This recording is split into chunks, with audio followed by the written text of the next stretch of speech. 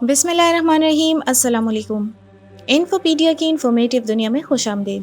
ناظرین، سائنسدانوں کے مطابق اہرام مصر آج سے تقریباً 5000 برس قبل تعمیر کیے گئے تھے، لیکن موجودہ دور میں بھی ایسے ہی حیران کن واقعات رونما ہو رہے ہیں جن کی حقیقت کے حوالے سے سائنسدان بھی حیران ہیں اور سمجھ نہیں پا رہے کہ انہیں انسانوں نے کیسے بنایا۔ اس ویڈیو کے پہلے حصے میں ہم نے آپ کے ساتھ چند ایسے حیرت انگیز واقعات کا ذکر کیا تھا جن میں کئی نامی گرامی شخصیات ان اہراموں کا راز ڈھونڈنے کے لیے نکلے تھے۔ آج بھی ان اہراموں کے متعلق چند ایسے دلچسپ حقائق آپ کے سامنے لائیں گے جن کی مدد سے ہم ان اہراموں کا راز جاننے کی کوشش کریں گے کہ زمین کے سینے پر موجود پتھروں کے ان دیو ہیکل تعمیرات کے پیچھے اصل کہانی کیا ہے۔ کیوگلیا، جو ایک ریسرچر تھا، 19ویں صدی کے اوائل میں مصر پہنچا۔ مصر میں اس کا ہدف اہرام مصر تھے، کیونکہ اہراموں نے اس پر ایسا جادو کر دیا تھا کہ اس نے اہراموں کا راز معلوم کرنے کی خاطر اپنی ساری جائیداد فروخت کر دی، لیکن اہراموں کے راز کو وہ پھر بھی نہ پا سکا۔ مزدوروں سے کھدائی کرواتے کرواتے وہ کئی نئے حصوں تک پہنچا، مگر اسے کچھ نہ مل سکا، اور پھر اس کی دولت بھی ختم ہو گئی اور وہ اہرام میں رہنے لگا اور گائیڈ بن کر دوسروں کو اہرام کی سیر کروانے لگا۔ کچھ عرصہ بعد اسے ہاورڈ نامی ایک مہم جو ملا اور ان دونوں کی دوستی ہو گئی۔ پھر ان دونوں نے اہراموں کی کھدائی کا کام دوبارہ سے شروع کر دیا۔ ہاورڈ کی بدمزاجی کی وجہ سے اس کے خاندان والے بڑی خوشی سے اسے اپنے آپ سے دور رکھنے کے لیے پیسے دینے لگے۔ کافی عرصے تک کچھ نہ مل سکا اور کیوگلیا دل برداشتہ ہو کر وہاں سے واپس چلا گیا، مگر ہاورڈ وہیں رکا رہا اور ہر روز کے حالات اپنی ڈائری میں لکھتا رہتا۔ ایک دن کھدائی کے دوران ان کو ایک نیا کمرہ ملا جہاں پہلے کوئی داخل نہیں ہوا تھا۔ اس کمرے میں کافی نایاب تصاویر کے ساتھ فرعون چیوپس کا نام کھدا ہوا ملا۔ فرعون چیوپس کی پینٹنگز گیزا سے ہزاروں میل دور ایک غار میں بھی مل چکی تھیں، اور چیوپس نامی فرعون خوفو سے کافی عرصہ پہلے گزر چکا تھا۔ اگر اہرام خوفو نے بنوائے تھے تو اہرام کے دور دراز کے کمرے میں فرعون چیوپس کی باقیات کا ملنا کیا معنی رکھتا ہے؟ یہ سوال کافی عرصے تک ہاورڈ کے سوچ پر سوار رہا، لیکن وہ اس کا جواب نہیں ڈھونڈ پایا، اور کیوں کی طرح ہاورڈ بھی وہاں سے ناکام ہو کر واپس چلا گیا۔ ڈاکٹر جیسپ UFOs کے بہت بڑے حامی تھے۔ وہ دنیا کے مختلف علاقوں میں بنے ہوئے اہراموں کو خلائی مخلوق کا بنا ہوا سمجھتے تھے۔ ان کے خیال میں مصریوں میں کیا پوری دنیا میں ایسی قابلیت تھی ہی نہیں کہ وہ اس طرح کی عمارتوں کی تخلیق کرتے۔ ڈاکٹر جیسپ نے اڑن تشتریوں کو اہراموں کی تعمیر سے جوڑا اور وہ ہر یونیورسٹی میں لیکچر دینے کے لیے جانے لگے اور اپنی تحقیقات پر اٹھنے والے سوالات کے جوابات دینے لگی۔ لیکن اسی دوران امریکی حکومت نے یونیورسٹیوں کو ڈاکٹر جیسپ کے لیکچرز نہ لینے کی ہدایت کی۔ یہاں پر ایک سوال اٹھتا ہے کہ ایک خالص علمی اور تحقیقی کام حکومت کی نظروں میں کیوں کھٹکنے لگا؟ ڈاکٹر جیسپ نے ہمت نہیں ہاری اور بہت سارے اخبارات اور میگزین کے ذریعے اپنا موقف دوسروں کو سنانے لگے، لیکن اسی دوران ان کی غیر متوقع موت واقع ہوئی۔ اپریل 1967 کی ایک رات کو ڈاکٹر جیسپ اپنی گاڑی میں مردہ پائے گئے۔ ان کی گاڑی کے دھوئیں والے سلنسر کو ایک پائپ سے جوڑ کر گاڑی کے اندر لایا گیا تھا اور ان کی موت دم گھٹنے سے ہوئی۔ پولیس نے اس کیس کو خودکشی کا کیس قرار دے کر کیس داخل دفتر کر دیا۔ ان کی غیر متوقع موت اور حکومت کا ان پر اپنا کام روکنے کا دباؤ اپنے پیچھے بہت سارے سوالات چھوڑ گیا۔ پراسرار علوم کے ماہرین ایڈگر کیسی اور لابسنگ رمپا کے مطابق قدیم مصریوں کے پاس ایسی مشینیں تھیں جو کشش ثقل کی نفی کر سکتی تھیں، جن کی مدد سے کئی ٹن وزنی پتھروں کو پروں کی طرح اٹھا کر یا ہوا میں تیرا کر ایک جگہ سے دوسری جگہ پہنچایا جاتا تھا۔ ایک ماہر علوم مصریات ولیم کنگسلینڈ اپنی کتاب great pyramid in fact and fiction میں تحریر کرتے ہیں، اہرام مصر کی تعمیر میں استعمال ہونے والے پتھروں کو ان منتروں کے ذریعے وہاں تک لایا گیا ہے جو پادری اور مزدور پڑھتے تھے۔ محترم ناظرین، یہ بھی تو ممکن ہے کہ مصری راہب کسی ایسے مخفی علم سے واقف تھے جو کشش ثقل کو ختم کر دیتا ہو، اور یہ علم بتدریج وقت کی پنہائیوں میں کہیں کھو گیا ہو۔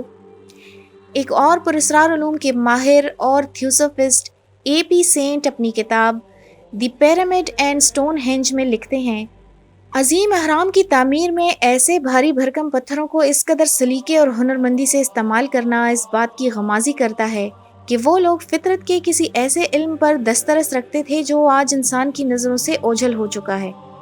پوشیدہ فطری علوم کے ماہرین ان پتھروں کو اپنی مرضی کے مطابق ہوا میں تیراتے ہوئے اپنی مطلوبہ جگہ پر پہنچانے کے طریقے سے پوری طرح واقف ہوں گے۔ اہرام کی تعمیر کرنے والے ماضی کے لوگ نجوم اور ریاضی میں بھی کافی حد تک ایڈوانس تھے۔ ایک اور مغربی ریسرچر ایرک وان ڈینکن کے خیال میں اہرام کمپیوٹر کی مدد سے تعمیر ہو سکتا ہے، یا پھر شاید دوسرے سیاروں کی ذہین مخلوق نے لیزر شعاعوں سے بڑے بڑے پتھروں کو تراشا ہوگا اور اینٹی گریویٹی یعنی چیزوں کو بے وزن کر دینے والے آلات سے کام لے کر وزنی پتھروں کو 900 فٹ کی بلندی تک ترتیب وار جوڑا ہوگا۔ ایرک کے مطابق قدیم زمانے میں مصر ایسا مقام رہا ہے جہاں طوفان نوح جیسا عظیم اور تاریخی سانحہ پیش آیا، لہٰذا ہو سکتا ہے کہ طوفان سے قبل اپنی باقیات کو محفوظ رکھنے کے لیے اہراموں کی تعمیر کی گئی اور طوفان نوح سے قبل ایسی قوم موجود رہی ہو جو ہم سے کہیں زیادہ ترقی یافتہ ہو۔ ان تمام نظریات کو دیکھ کر ہمیں احمد رضا بریلوی کا وہ دعویٰ بھی سامنے رکھنا پڑے گا جس میں انہوں نے کہا تھا کہ اہرام مصر کو جنات نے انسانوں کی اس دنیا میں آمد سے پہلے تعمیر کیا تھا۔ لیکن حال ہی میں ان اہراموں میں لاکھوں ٹن سونے کی دریافت نے مزید کئی سوالات کو جنم دیا ہے اور ان دعووں کی سچائی پر سوالیہ نشان لگانے شروع کر دیا ہے کہ اگر ان اہراموں کو جنات یا کسی خلائی مخلوق نے تعمیر کیا تھا تو ان اہراموں میں اتنا زیادہ سونا کس لیے رکھا گیا؟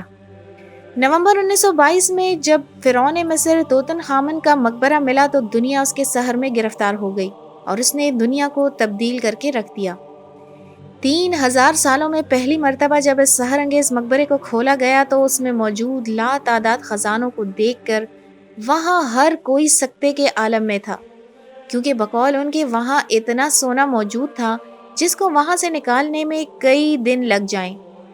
توتن خامن کے اس خزانے کی مالیت کے بارے میں کوئی کچھ نہیں بتا سکتا، لیکن ایک اندازے کے مطابق اس ایک مقبرے میں موجود سونے کی قیمت آج کے دور میں 5.5 ارب روپے کے برابر تھی۔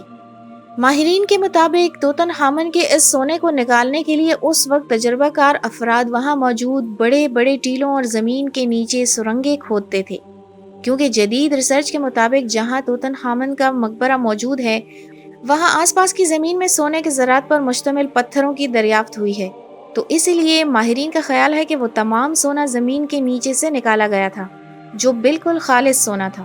لیکن حیران کن طور پر اس پورے علاقے کا چپا چپا چھان مارنے کے بعد بھی وہاں کسی بھی ایسی سرنگ کے بارے میں معلوم نہیں ہو سکا جس کے بارے میں دعویٰ کیا جا سکے کہ اس کے ذریعے اس تمام سونے کو نکالا گیا تھا۔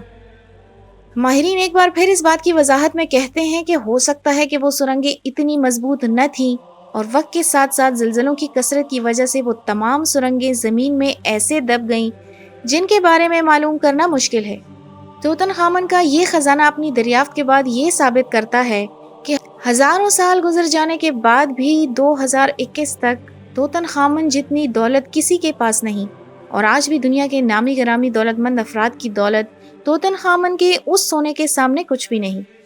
سونے کے ان بڑے بڑے ذخائر کی دریافت کے باوجود اہرام مصر کی گتھی آج بھی سلجھائی نہیں جا سکی، اور اہراموں کی ان پراسرار تعمیرات کے بارے میں کئی سالوں سے چلی آ رہی تحقیق میں بھی اس کی تعمیر میں انسانی ہاتھوں کا سراغ نہیں مل سکا ہے، اور نہ ہی موجودہ دور کی جدید ٹیکنالوجیز سے آراستہ حساس اور دیوہیکل مشینز اس قابل ہیں کہ ایسی مخیر العقول تعمیر کا کام انجام دے سکیں۔ اگر یہ انسانی ذہانت کا کمال نہیں ہے تو کیا ان کو جنات یا کسی اور ماورائی مخلوق نے بنایا تھا، یا پھر کسی دوسرے سیارے سے آنے والی خلائی مخلوق نے اس حیرت انگیز تعمیر کو پایہ تکمیل تک پہنچایا؟ اہرام مصر کی اصل وجہ ابھی تک اسرار کے پردوں میں ہے۔ کیا سائنسدان ان پراسرار حقائق کو منظر عام پر لانے میں کامیاب ہو جائیں گے؟ اس بارے میں آپ کی کیا رائے ہے؟ کمنٹس کر کے اپنی رائے کا اظہار کیجیے۔